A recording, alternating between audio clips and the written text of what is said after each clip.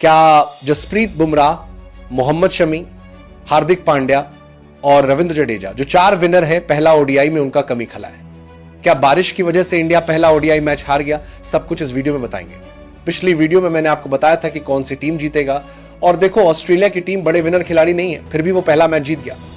आज की कहानी सिर्फ एक हार की नहीं है, बल्कि एक ऐसे धोखे की है जिसे सुनकर हर भारतीय क्रिकेट फैन का खून खौल उठेगा। सोचो जरा, बारिश रुक रुक कर हो रही है, विकेट गिर रहे हैं, गेम बार बार रोका जा रहा है, और ऊपर से जो नियम लागू होते हैं वो ऐसे जैसे किसी ने पहले से तय कर लिया हो कि टीम इंडिया को जीतने नहीं देना है। क्या यह सिर्फ संयोग था, या दरअसल कोई छुपी हुई चाल चली गई टीम इंडिया के खिलाफ? आज हम बात करेंगे उसी साजिश की जो शायद पर्थ की ठंडी हवा में कहीं छिपी हुई थी। टॉस से शुरू हुआ धोखा। आपको पता है यह लगातार 16वां टॉस है जो टीम इंडिया हारी है। पहले रोहित शर्मा की कप्तानी में, अब शुभमन गिल के वनडे डेब्यू बतौर कप्तान। शुरुआत ही टॉस हार से, जैसे कोई काला जादू हो गया हो इस टॉस पर। कह सकते हैं टॉस हारो मैच हारो का सिलसिला अब सीरियस लगने लगा है। फिर भी भारत को मिला पहला बल्लेबाजी का मौका और टीम ने की धीमी शुरुआत। रोहित ने वो स्ट्रेट ड्राइव मारा, वाह क्लासिक हिट, लेकिन महज 8 रन पर आउट। वो एक चौका जैसे उम्मीद जगा गया था, लेकिन अगले ही सब कुछ बिखर गया। गिल भी जल्दी आउट। विराट तो 8 गेंद पर 0 बनाकर ड्रेसिंग रूम में वापस चले गए, और भारत 25 रन पर 3 विकेट गंवा दिया। अब अगर फ्लॉप होने की बात की जाए तो फ्लॉप तो पूरी इंडिया की बैटिंग लाइन फ्लॉप अप रही है। मतलब सबके सब जो है तू चल मैं आता। 8 पे रोहित, 10 पे गिल, 0 पे कोहली, 11 पे आपके श्रेयस अय्यर, उसके बाद 10 रन पे वॉशिंगटन। तो आप बहुत ज्यादा तो एक्सपेक्ट नहीं कर सकते, लेकिन क्योंकि विराट और रोहित के करियर पर सवालिया निशान है, क्योंकि विराट और रोहित पर प्रेशर है, इसलिए उनका आउट होना खल रहा है। गेंदबाज तो ऐसा लगा कि खेलने आ ही नहीं है। मतलब बिना बुमराह के आपकी गेंदबाजी कितनी कमजोर है वो इस मैच से आप देख सकते हैं। सिराज को मौका मिला, 2 ओवर अच्छा किया, 2 ओवर पिट गए। अर्शदीप ने पहला ओवर अच्छा किया, उसके बाद पिट गए। हर्षित राणा एवरेज रहे। अक्षर पटेल ठीक है, उन्होंने अपना काम कर दिया। लेकिन क्या कुलदीप या वरुण चक्रवर्ती को होना चाहिए था, यह सवाल पैदा हो गया। नीतीश कुमार रेड्डी क्या ऑलराउंडर के तौर पर हार्दिक पांड्या को वनडे में रिप्लेस कर सकते हैं? हालांकि जब हम ये बातें कर रहे हैं तो हमें यह भी ध्यान रखना होगा कि जो नए खिलाड़ी हैं, जिनको हम अच्छे खिलाड़ी मान रहे थे रिप्लेसमेंट के तौर पर, उन्होंने भी कुछ खास किया नहीं है। जैसे शुभमन गिल कैप्टन बने हैं, वो भी 10 रन बनाकर ही आउट हुए हैं, 18 गेंदों पे 10 रन। श्रेयस अय्यर, जिन्हें हम मिडिल ऑर्डर का एक टॉप क्लच प्लेयर मानते हैं, वो भी केवल 11 रन बनाकर आउट हुए हैं, और बहुत कमाल की बल्लेबाजी उन्होंने भी नहीं की है। इंडिया की इज्जत जो है वो अक्षर पटेल और केएल राहुल ने बचाई थी।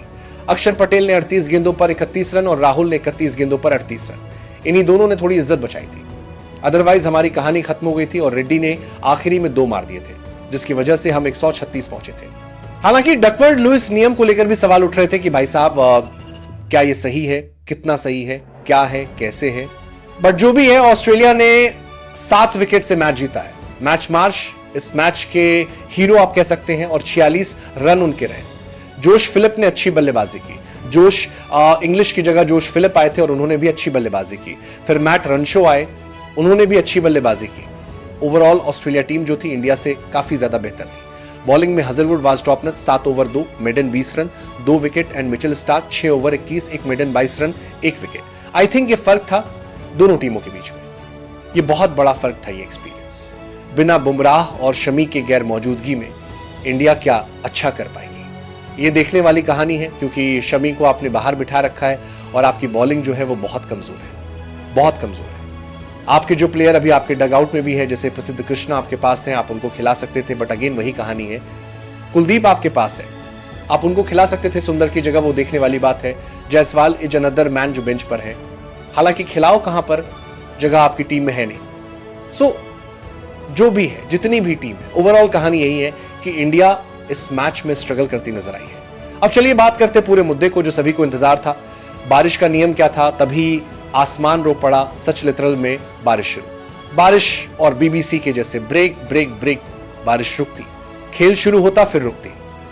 मैच कटकर 50 से 49 ओवर का होता है, फिर 35, फिर 32, फिर आखिर तक पहुंचते पहुंचते 26 ओवर का रह जाता है।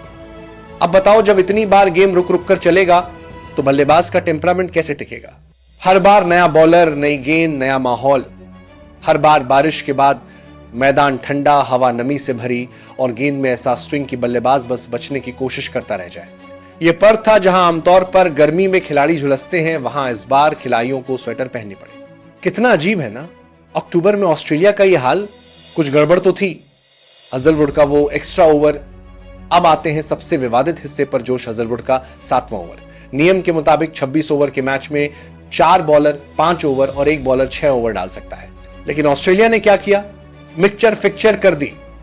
मिचेल स्टार्क ने फेंके 6 ओवर और हजलवुड भाई साहब ने तो 7 ओवर उड़ेल दिए। और उस 7वें ओवर में ही आउट हुए श्रेयस अय्यर, जो उस वक्त सेट बैट्समैन थे, रन बना रहे थे और साझेदारी कर रहे थे केएल राहुल के साथ। अगर वो ओवर न होता, अगर वो गलती न होती, अगर वो एक्स्ट्रा ओवर न फेंका जाता तो शायद भारत 230-240 तक पहुंच सकता था। ये वही पल था जहां से टीम की किस्मत पलट गई। डीएलएस का जादुई फॉर्मूला, मान लो बल्लेबाज बारिश में फंसे, विकेट गिरते रहे, ठीक है। लेकिन फिर क्या हुआ? स्कोर हुआ 136 और डीएलएस डकवर्थ लुईस-स्टर्न का खेल शुरू हो गया। डीएलएस के तहत ऑस्ट्रेलिया को टारगेट मिला 131 रन का। रुको जरा, 136 बनाए भारत ने, मतलब 137 चेज होना चाहिए था। लेकिन नहीं, भारतीय स्कोर से 6 रन घटा दिए गए। अब पूछो क्यों? किसने कहा कि बारिश की वजह से रन घटाओ बढ़ाओ? फैंस का सवाल बिल्कुल जायज है। अगर बार बार ओवर्स काटे जा रहे हैं और हर बार रिवाइज्ड कंडीशन आ रही है तो टारगेट बूस्ट होना चाहिए था ना कि घटा दिया जाए। कहां फेयर प्ले है इसमें? रूल सिर्फ एक टीम के लिए। अब असली गुस्सा यही है, क्या नियम सिर्फ टीम इंडिया के लिए सख्त है? अगर ऑस्ट्रेलिया के 2 बॉलर ज्यादा ओवर डालते हैं तो भारत को क्यों नहीं वैसी ही छूट? क्यों नहीं कहा गया कि कोई भारतीय बॉलर भी 7 ओवर डाल सकता है? अगर रन घटाने हैं तो फेयर तरीके से घटाओ। यह क्या बात हुई कि एक ही टीम को बार बार नियमों की मार झेलनी पड़े? फैंस इसे सीधा डबल स्टैंडर्ड बोल रहे हैं और शायद अब वो डीएलएस रूल को डीएलएस नहीं, धोखा लॉजिक सिस्टम कहने लगे। फैंस की आवाज और टीम की उम्मीद, सोशल मीडिया पर एक ही बात चल रही है, टीम इंडिया के साथ धोखा हुआ है। लोग कह रहे हैं अगर यही हाल रहा तो आने वाले सीरीज में भी टॉस और रूल के नाम पर टीम को नुकसान झेलना पड़ेगा। पर बात यह है, हार के बाद भी इंडिया का हौसला नहीं टूटा। रोहित और विराट वापस आए हैं 7 महीने बाद। फॉर्म अभी थोड़ा रस्टिक है पर क्लास कभी जाता नहीं। और शुभमन गिल पहली बार वनडे कप्तान, वक्त लगेगा लेकिन बंदे में दम है। बारिश, डीएलएस, हजलवुड या मैदान, इन सबसे ऊपर है टीम इंडिया का जज्बा। तो सवाल यह है, क्या सच में भारत के खिलाफ कोई छिपी साजिश चली या ये सिर्फ खराब मौसम और किस्मत का खेल था? आप बताइए, क्या डीएलएस रूल में फेरबदल होना चाहिए? क्या 7 ओवर फेंकने वाले बॉलर को सस्पेंड करना चाहिए था? और सबसे बड़ा सवाल, क्या इस पूरी सीरीज का मजा अब बरकरार रहेगा? कमेंट्स में बताइए, अपनी राय शेयर कीजिए। वीडियो को लाइक करें, शेयर करें।